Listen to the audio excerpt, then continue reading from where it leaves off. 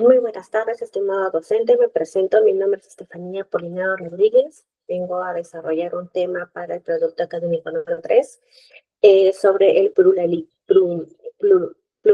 jurídico e interlegalidad. Ahora, para desarrollar primeramente este trabajo, entendamos un poco la definición de ambos términos. Pluralismo jurídico. Se define como la presencia de más de un orden jurídico en una sociedad.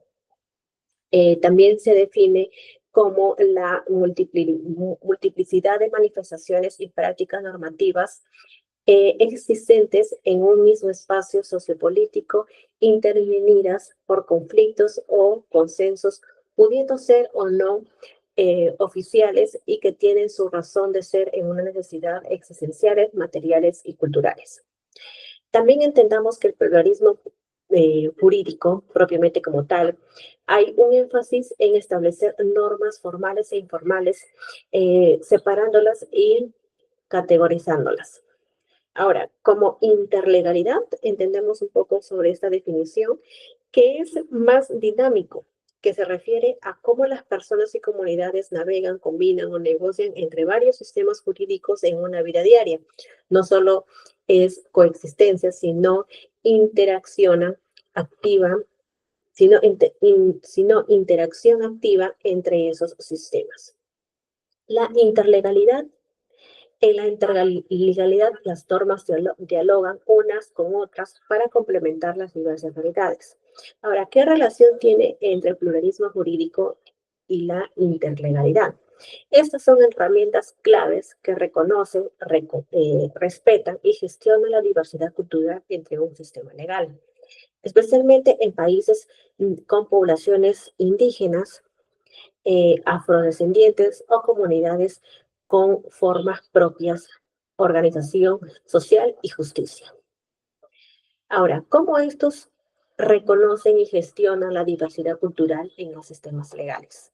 He desarrollado un cuadro para poder entender un poco más sobre la definición, lo que hace y cómo gestiona la diversidad cultural.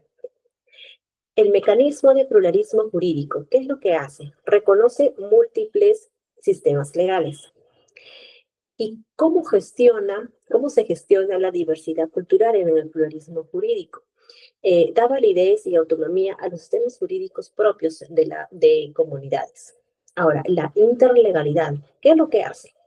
Esto analiza la interacción entre sistemas. Ahora, ¿cómo se gestiona la diversidad cultural? Permite a las personas moverse entre sistemas y fomentar coordinación intercultural. La identidad cultural y diversidad jurídica. Las identidades culturales en el contexto de la globalización económica y cultural adquieren una inusitada importancia.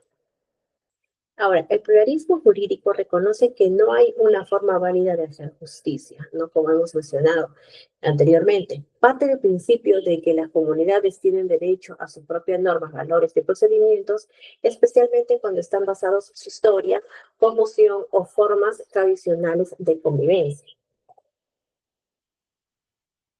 Ahora, he desarrollado un caso práctico, un ejemplo para entender más sobre la definición y la relación que existe estos en la diversidad cultural. El ejemplo que he desarrollado es sobre la comunidad Aguajún, que pertenece a la región Amazonas y Loreto.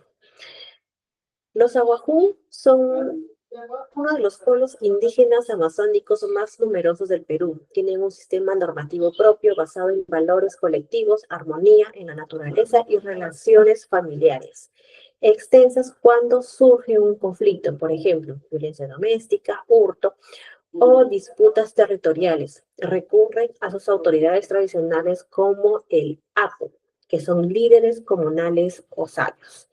¿Qué quiere decir? De que muy a pesar de que existen normas regulados bajo ciertos estándares o parámetros del Estado que regula, ¿no?, los derechos de las personas que están relacionados a la Constitución Política del Perú. ¿no? Si bien existen estas normas que se encuentran regulados, estos pueblos indígenas tienen sus propias normas de acuerdo a sus costumbres, a sus tradiciones. Ahora, ¿cómo funciona su sistema judicial de esta comunidad indígena? Se convoca una asamblea comunal para discutir los casos donde participan toda la comunidad. Se da voz a todas las partes involucradas. La solución se basa en la reparación de daños, el establecimiento del equilibrio social y muchas veces implica trabajos comunitarios. Otros, si el conflicto es muy grave o involucra a personas ajenas en la comunidad, pueden derivarlo a sistema judicial estatal. Ahora, como bien he mencionado, si bien existen normas que se encuentran reguladas por el Estado, estas comunidades tienen sus propias normas, pero esas normas no deben vulnerar, ¿no? Lo que indica la Constitución Política sobre los derechos de las personas. Y esto se encuentra establecido en el artículo 149 de la Constitución Política del Perú, ¿no? En la cual indica que las autoridades de las comunidades campesinas y nativas, con el apoyo de las rondas campesinas, pueden ejercer sus funciones jurisdiccionales dentro del ámbito territorial de conformidad con los derechos con, consuetudinario, siempre que no violen los derechos fundamentales de las personas, como lo he mencionado, y que la ley establecerá las formas de coordinación de dicha jurisdicción especial con los juzgados de paz o con las demás instancias del Poder Judicial. Ahora, para entrar nuevamente a este ejemplo, es cómo se reconoce legalmente, ¿no?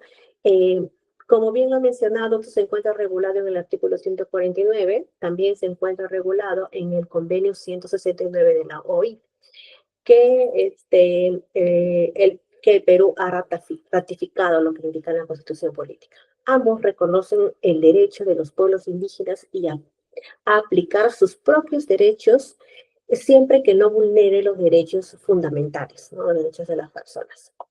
¿Cómo funciona la interlegalidad de acción, en acción? En estos pueblos indígenas de la Amazonía, a veces los fiscales o jueces llegan a acuerdos con los APU, ¿no? Que son sabios, ¿no? De la comunidad, para trabajar juntos o respetar las decisiones de las comunidades. También se han dado casos donde los propios jueces han recibido formación intercultural para aprender mejor la lógica de los indígenas, ¿no? Este ejemplo define un poco más sobre los términos, sobre la definición de ambos términos y la relación que existe con la cultura. Bueno, estimado docente, muchas gracias. Ese es todo mi trabajo. Me despido. Muchas gracias.